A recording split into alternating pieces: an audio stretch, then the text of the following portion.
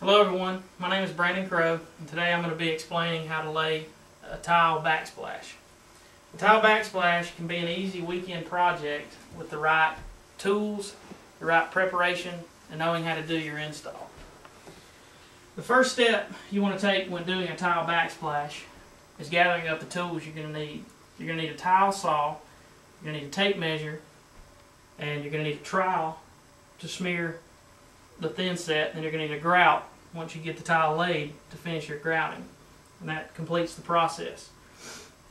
After you know you have all the tools you need, you want to find the area that you're going to install your tile on. And this area, you need to make sure everything is out of the way, all your decorative material, all this stuff, and then you're going to have wall outlets in the wall. If it's behind a kitchen counter, what have you, take the outlet plugs off, everything clear, and then once you're to this point, you've got everything cleaned out, you step back, you take a look at the area where you want your tile installed. Once you have all that done, you're going to want to carefully draw lines where you want the backsplash to go.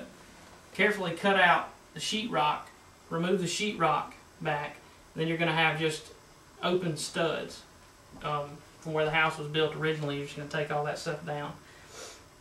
Then you're going to the next step is a tile backer board. The proper way to do this, some people lay it on sheetrock. The best way to do it is to put up the backer board, which is a cement baseboard like this right here. You're going to nail that to the studs. And once this is up, this is what it should look like. And where your plugs are, you're just going to make a clean cut around your plugs. And once that is up, it'll be a nice backer board where your tile will be. Then the next step will be deciding what design you want. There are several different designs. This being here, just an example, is a brick joint style installation. They have just laid straight, or you can do the diagonal pattern. It really just doesn't matter. It's all personal opinion. But also some other factors that might play in this is the space you have. Every kitchen's different. The counters, the cabinet space, all that is different. It all comes down to what do you think looks the best and how many outlets you have and all that that's going to be cut around. You need to just take all this into consideration. After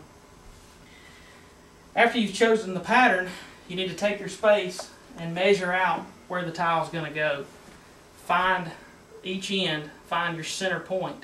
And once you find your center point, take a level and you'll make a straight line down the center of it, because that's where you're going to start laying your tile. And it's a good idea, once said by Joseph Truny, author of This Old House magazine. Lay the pattern out on the floor first. Measure your sides that you've made where your tile is going to go. Lay it out on the floor in the same measurement and find out what kind of cuts you're going to have on the end. That way when you lay it up on the table, or when you lay it out up on your space, you're going to know how many cuts you have and you don't have a gap. You know, just say, you already know what it looks like when it's on the floor. That's just a good tip to go by. And now once your surface is ready and you've got your line drawn, you can start laying the tile. And most people use just a trowel like this. This is what I prefer. And you go off of your line. You never want to cover your line. You would just make a smear off of your line that way, because you always want to see your line. That's what you follow by, and that keeps you straight. When smearing the mastic glue, you never want to go more than 3 or 4 pieces of tile at a time, because it's hard to keep your line straight if you try to smear it and do a bunch at one time. These little rubber spacers are also an important part of laying tile. Once you get a few pieces down, you just fit them in between there like that. That keeps your spacing right. That way your lines don't go all crooked and everything. Just a good point for a beginner or an expert for that matter to use. After you've started in the center, you're going to continue the 3 or 4 tile at a time until you get to, let's say, one of your outlets, or you need to make a cut. You're going to stop, you're going to measure carefully with a tape measure. Doesn't hurt to use a speed square, that way everything's straight. Make your cut, work around, take your time. continue this process until you've gotten all the way to the edge. And once you've gotten to the edge, you're finished. You step back and you've got your spacers everywhere. Go back and make any adjustments if some tiles have slid or anything. But then you need to wait 24 hours before you do the grouting process. So you let that sit overnight. You come back the next day. You're going to take your grouter. Then you have to mix this stuff up in a bucket. It says on the back the instructions how to do it, but you pour the stuff in a 5-gallon bucket, mix it up with water. You can take just a stirring stick to do so, and when it's like peanut butter, that is the best way to describe how it is. You don't want it to be too watery, and you don't want it to be too thick. Peanut butter is just the right density of the stuff to use.